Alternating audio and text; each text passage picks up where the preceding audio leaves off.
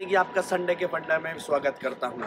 मैं आपको दिखाने जा रहा हूँ आज साइट पे कुछ ऐसी मिस्टेक्स जो जनरली हो जाती हैं, लेकिन मैं पहले ही एक डिस्क्लेमर दे दूँ कि सिविल इंजीनियर या वर्कर्स बहुत मेहनत से, चाहे वो डिज़ाइन वाले हों, फील्ड वाले हों या वर्कर हों, मजदूर हों, बहुत मेहनत से बिल्डिंग बनाते हैं। तो वो जो मैं अभी आपको गलती दिखा रहा हूँ, ऐसे किसी को ब्लेम नहीं कर रहा हूँ। जब वो बहुत सारे काम करेंगे तो कुछ ना कुछ कमी रह जाएगी, जो हर वक्त हम नेक्स्ट वाले प्रोजेक्ट में उसको सुधारते रहेंगे।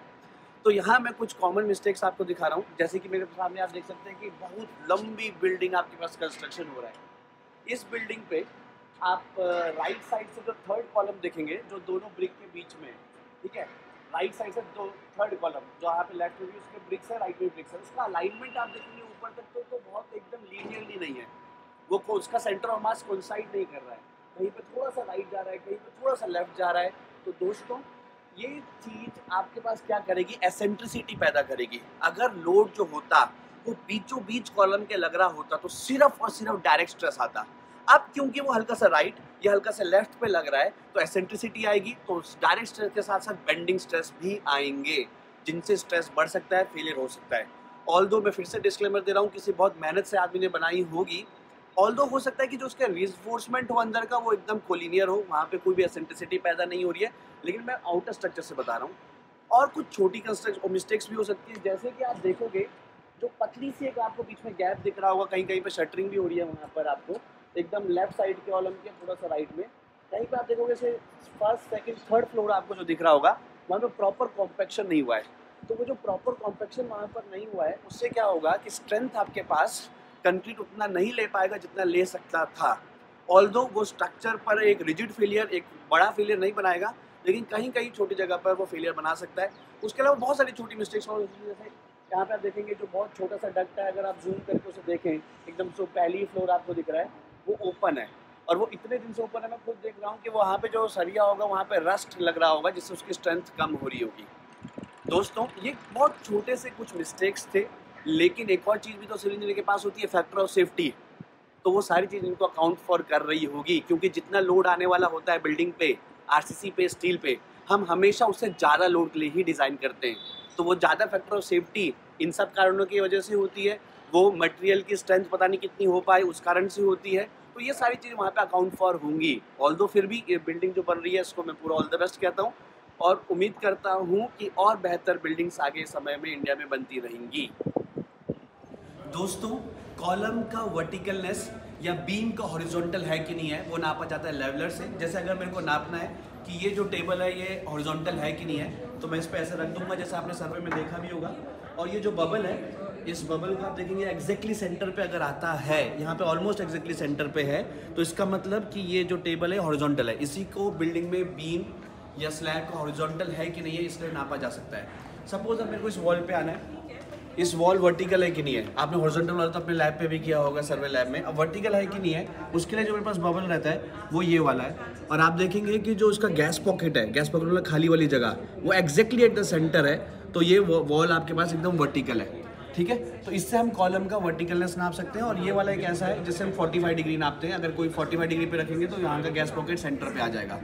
इसको जब उस कॉलम पे हम रखेंगे, जो अभी आपने थोड़ी देर पहले देखा, तो हर जगह पर वो वर्टिकल वाला जो बबल है वो सेंटर पे नहीं आ रहा था। इसका मतलब उसकी अलाइनमेंट खराब है। अलाइनमेंट खराब से क्या होगा, कॉन्सेप्ट गेट के पर्सपेक्टिव से भी देखते हैं। तो चलिए चलते हैं स्मार्ट बोर्ड पे। दोस्तों, अब चलिए, जो कॉलम हमारा था इंक्लाइंड, उसका कॉन्सेप्ट क्या है जो गेट में भी यूज होगा, देखते हैं स्मार्ट बोर्ड पर। तो आ जाइए मेरे साथ, मेरे पीछे पीछे आ जाइए। तो दोस्तों, साइड पे गलती कभी मत करना, ये हमारा टॉपिक था। और दोस्तों, संडे का फंडा ये सीरीज चल रही है। एवरी संडे हम आपके पास ये practical things of civil plus GATE concept लेके आते हैं। प्रैक्टिकल थिंग्स आपने वीडियो में भी इससे पहले देख चुका है। अब हम ला रहे हैं इसके ऊपर गेट कॉन्सेप्ट। ये मेरे बारे में है, इसमें जितना टाइम वेस्ट करने की जरूरत नहीं है। टेलीग्राम पर आप मेरे को ज्वाइन कर सकते हैं, सिविल बाय अभिनव सर। और आरसीसी में स्टार्ट कर रहा हूँ पहली बार ऑनलाइन पर आपके पास नेक्स्ट टू नेक्स्ट मंडे से 27 जून से 10:30 PM पर हिंदी यूट्यूब चैनल पर। दोस्तों, ये जैसे कि आपने बिल्डिंग थोड़ी देर पहले वीडियो पे देखा, और यहाँ से आपके पास कुछ कॉलम इंक्लाइन से जैसे देखा जाए तो यहाँ से थर्ड कॉलम हल्का सा वहाँ पे थोड़ा सा इंक्लाइन जा रहा है। ऑफकोर्स जब हम इसकी लेवलर की मदद से देखेंगे तो हमको ज़्यादा एक्चुअल वहाँ पे पता चल पड़ेगा। दूसरा, यहाँ पर कॉम्पैक्शन सही से नहीं की गई है, जैसे आपने वीडियो में देखा गया था, उससे स्ट्रेंथ उतनी अचीव नहीं हो पाएगी। यहाँ पर कुछ डक्ट्स हैं जो ओपन रखे गए हैं, जहाँ से आपके पास रिइंफोर्समेंट में जंग आ रहा है, रस्ट आ रहा है, जो उसकी स्ट्रेंथ लगातार कम कर रहे हैं। चलते हैं मेन टॉपिक की तरफ। जो कॉलम हमारे कहीं कहीं पे हैं आपके पास इंक्लाइंड। अब होगा क्या दोस्तों, सपोज ये आपके पास एक कॉलम है और इस कॉलम का जो सेंटर ऑफ मास था, इस कॉलम का जो सेंटर ऑफ मास था वो था यहाँ पर। लोड सेंटर ऑफ मास पर लगते हुए क्योंकि वो इंक्लाइंड हो रहे हैं, तो सपोज आपके पास जो नीचे वाले कॉलम पे लोड आ रहा होगा वो किसी एसेंट्रिसिटी पे आ रहा होगा। सपोज का क्रॉस सेक्शन बी और डी है, ये मेरे पास कॉलम का क्रॉस सेक्शन जो है रेक्टेंगुलर है बी और डी का। तो एक तो आएगा इस पे direct stress, force by area, आराम से फोर्स बाय एरिया जो कंप्रेसिव होगा, ये होगा direct stress P by B D. अब क्योंकि ये किसी एसेंट्रिसिटी पे लग रहा है, सपोज यहां से यहां तक की दूरी ई है, तो एक मूवमेंट आएगा force into distance P into E. और जब भी मूवमेंट आता है तो एक बेंडिंग स्ट्रेस आता है एम बाई आई, एम होगा P into E by I into Y, Y distance from neutral axis. अब ये एक्स्ट्रा आने लग गया भाई, अगर लोड एकदम बीचों बीच आता ना यहाँ पे तो सिर्फ और सिर्फ डायरेक्ट स्ट्रेस आता, लेकिन अब एसेंट्रिसिटी पे आ रहा है, मूवमेंट भी आएगा M by I into Y, तो हमारे पास दोनों स्ट्रेस लगेंगे, एक सिग्मा डी भी और सिग्मा बी, इनका कंबाइंड इफेक्ट आएगा।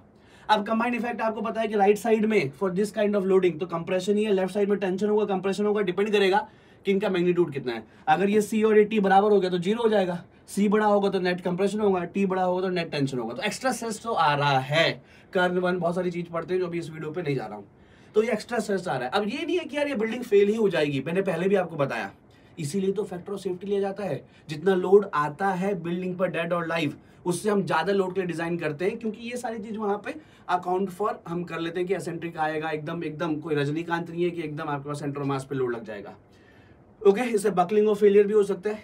ओके, उसके बाद इससे बचना कैसे चाहिए या क्या गलती हुई होगी वहां पर साइट में, साइट इंजीनियर के द्वारा या वर्कर्स के द्वारा, कि जो आपको सेंटरिंग करनी होती है ना, जो प्लम्बर लेके करते हैं, वो सेंटरिंग लोग समझते हैं कि सिर्फ बिफोर सेंटरिंग करनी है। कॉलम को जब आपने बनाया तो यहाँ पे वो लट्टू लगा के या प्लम्बर लगा के और सेंटरिंग करनी है, जी नहीं, जब यहाँ तो करनी है, बिफोर तो आपको करनी है सेंटरिंग, ठीक है, बिफोर शटरिंग। लेकिन शटरिंग के बाद क्योंकि सीमेंट कुछ कॉम्पैक्ट होगा, जब हार्ड होता जाएगा तो कॉम्पैक्ट होगा ना भाई, तो उसके बाद भी आपको सेंटरिंग करनी चाहिए थी। और अगर कुछ दिक्कत है तो वहीं पे उसको उस समय ठीक किया जा सकता था, एक्स्ट्रा कंक्रीट लगाकर या वापस रिबिल्ड कर या सेंटरिंग क्लोज करने के बाद फिर से एकदम क्लोज करते ही जस्ट सेंटरिंग करनी चाहिए थी, ताकि हम नया नया जब ताजा होगा तो उसको हम वापस से एडजस्ट भी कर सकते हैं। बहुत समय बाद तो थोड़ा सा इतना मुश्किल हो जाएगा। तो ये सारी चीजें हमको साइट पे करनी चाहिए दोस्तों। इस तरीके की और वीडियो जानने के लिए टेलीग्राम को हमारे आप मेरे पास आ सकते हैं सिविल बाय अभिनव सर पर, और चैनल को सब्सक्राइब कर देना अभी के अभी फॉर मोर सच वीडियोस। और सारे दोस्तों को वीडियो कर देना शेयर, और कमेंट में बता देना कि वीडियो कैसा लगा, अच्छा, एवरेज या बुरा। तो मैं अभिनव नेगी आप सबसे लेता हूँ विदा, मिलूंगा बहुत जल्द नेक्स्ट वीडियो में। Thank you, take care.